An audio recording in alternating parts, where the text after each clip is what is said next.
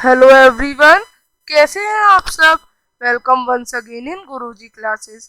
आज directorate of education की 9th worksheet discuss करेंगे, सोशल साइंस की, क्लास 7th की और 18 अगस्त की। तो आप सोचिए, why are leaves of cactus plant in form of thorn. आखिर कैक्टस प्लांट में कांटे जैसी लीफ क्यों होती है। Why is camel called ship of earth. क्यों कैमल को डेजर्ट का शिप कहा जाता है। Why are leaves of lotus flattened? जो लोटस की लीफ होती है वो फ्लैटेंड की होती है। और why are frogs found near water? और ये वाटर के नियर क्यों पाए जाते हैं। Why do people living in coastal plain areas mainly eat fish? और क्यों कोस्टल एरिया के पास रहने वाले लोग मछली खाते हैं, क्यों। अब हम जानेंगे। ये इकोसिस्टम की वजह से होता है। The animal, the vegetation and the way people vary from place to place अलग अलग होता है। All plants, जितने भी plants, animals और humans हैं, वो अपनी अपनी सराउंडिंग्स पर डिपेंड है। जैसे कैमल गर्म जगह पे रह सकता है, फ्रॉग पानी में, इस तरह से।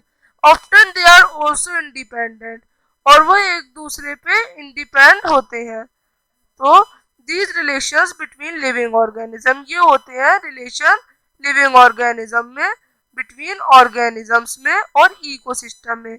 इकोसिस्टम हमारी सराउंडिंग्स होती हैं। सो आगे क्या है, आगे बता रखा है, an ecosystem has all the factors that interact in a specific area whether they are biotic और एबायोटिक। ऐसा इकोसिस्टम जहाँ पे जितने भी फैक्टर्स हैं एक दूसरे को इंटरेक्ट करते हैं, एक साथ रहते हैं स्पेस में, एक एरिया में, उसको कहते हैं हम इकोसिस्टम।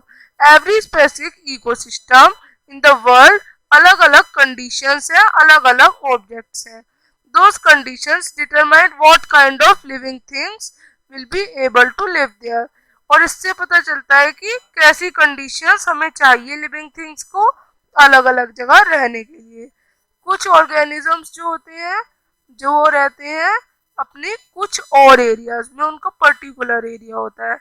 इकोसिस्टम में बहुत सारी चीजें आती हैं, बहुत बड़ा होता है। Rain forest, grassland, desert, mountain, lake, river, ये सब आते हैं। ह्यूमस जो है ये भी आते हैं। ह्यूमस ने आर्टिफिशियल इकोसिस्टम भी बना दिया आजकल, जैसे कि कोई पार्क, एक्वारियम जैसी चीजें जो भी है।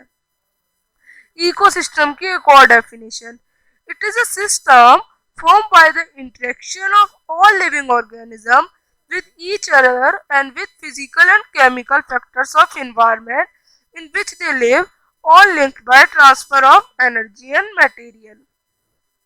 अब how is ecosystem formed? It is a system formed by the interaction of all living organisms with each other and with physical and chemical factors of the environment in which they live, all linked by transfer of energy and material. अब which of the following is not a natural ecosystem? Park, park एक human made है, human made जो है वो है।